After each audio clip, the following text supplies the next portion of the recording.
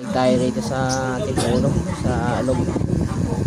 So ito nga problema nito, ito nga po yung pinakanat nito na katulad nito. Sa ilalim din kaputo sa ilalim. So ito baklasin talaga ito. Para lang matanggal natin ito, babaklasin. So may katagalan dito. Kaya gawa lang natin ang paraan na hindi tayo magtagal. Babaklasin na natin. Ayan, palit tayo nito mga kasor. Ito yung naputol. Katulad din to sa piping. Ito yung sa piping, oh. Ayan. Yung pinakadulo niya, ayan, oh.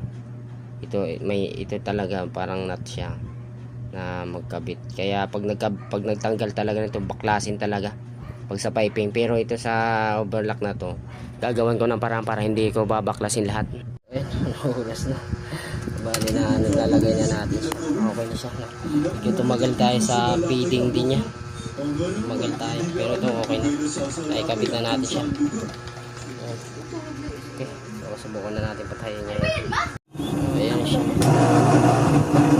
Yung motor.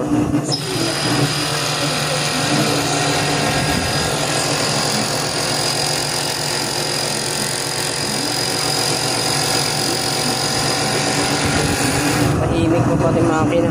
Okay siya. Ayun, natapos rin. Ayan, okay naman siya. Hindi na natin siya binaklas. Yung iba niya babaklasin na talaga yan. Pero ginawa natin ng para na hindi baklasin na hindi tayo tumagal. Yung finish product na yan. Okay. Subukan mo muna te, patayin. Ay, yataw. Patayin na rito. Natin sa